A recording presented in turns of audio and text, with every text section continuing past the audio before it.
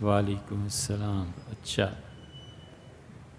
قومی بجٹ میں ملازموں اور تنخواہ اور الاؤنس وغیرہ ان کی برانچ میں آتی ہے، کوئی لائٹ نہیں ہے؟ کچھ عرصہ پہلے میرے اکاؤنٹ میں کچھ سود بھی تنخواہ پر آ گیا تھا۔ ایک بہن جو معذور ہیں اور چل نہیں سکتی اور شادی شدہ ہیں، سود کی ٹوٹل رقم میں سے کچھ ان کو بھی دیا جا سکتا ہے، کسی اور کو؟ قومی بچت بینک والے نہیں لیتے، لہٰذا کسی غیرت مند کو میں اس سود کی رقم آتے استعمال نہیں کرنا چاہتا۔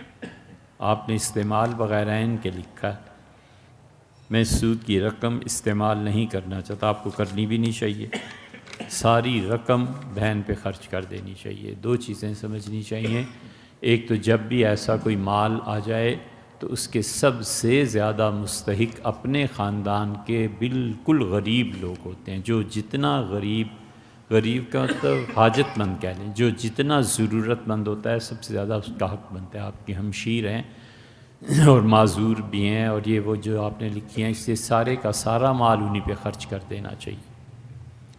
یہ عالمگیری میں ہے، جہاں تقسیم کی مباحث ہے نا کہ پیسہ کیسے تقسیم کیا جاتا ہے، وہاں یہ وضاحت کے ساتھ لکھا ہے۔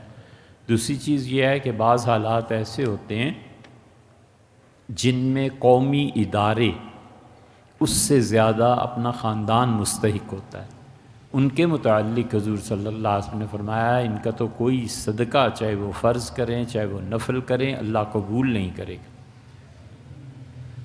مثلا گھر میں اسی مسئلے کو لے لیتے ہیں، ہمشیرہ ہیں اور وہ معذور ہیں، اب وہ کہتا ہے کہ میں مسجد میں جا کے 1000 روپیہ دے دوں، اس کے لیے جائز ہی نہیں ہے۔ تو اپنی ہمشیر کو دے 1000 روپیہ تک کہ اپنے اخراجات ٹھیک طریقے سے پورے کرے۔ بچے معذور ہیں کسی معاملے میں، تو بچوں کے لیے ان پیسوں کو جمع کرنا تاکہ میرے بچے کل کو کوئی زندگی میں باعزت طریقے پہ معاش اختیار کر سکیں، اس آدمی کے لیے جائز ہی نہیں ہے کہ پیسے مسجد میں آ کے لگائے۔ وجہ اس یہ ہے کہ جہاں انسانی اور الہی حقوق کی تقسیم کی گئی ہے وہ 4 تقسیمیں ہیں۔ ایک اللہ کا حق ہے، اور اللہ کے حق کی 2 قسمیں ہیں۔ ایک قسم میں خدا کا حق خود بخود قائم ہوتا ہے، اور دوسری قسم میں دعویٰ کرے تو خدا کا حق ہے وگرنہ کچھ نہیں ہے۔ اور انسانی حقوق بھی 2 ہی طرح کے ہیں، ایک وہ جو خود سے ادا کرنے ہوتے ہیں، اور ایک وہ جو مدعی کے دعوے پر ادا کیے جاتے ہیں۔ یہ 4 قسمیں فقہا نے حقوق اللہ اور حقوق العباد کی لکھی ہیں۔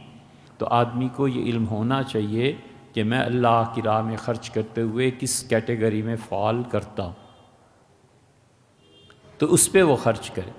اس لیے کہ مسجد کو تو اللہ تعالیٰ کے فضل و کرم سے بہت مسلمان پیسے دینے والے ہیں، لیکن وہ جو اپنے رشتہ دار ہیں آپ کے، اس کو کون پالے گا، اس کو کون پیسے دے گا؟ نتیجہ یہ کہ وہ پھر ہاتھ پھیلانا پڑتا ہے، غیرت گوارا نہیں کرتی، بہت سی شکیں اس کی کہلاتی ہیں۔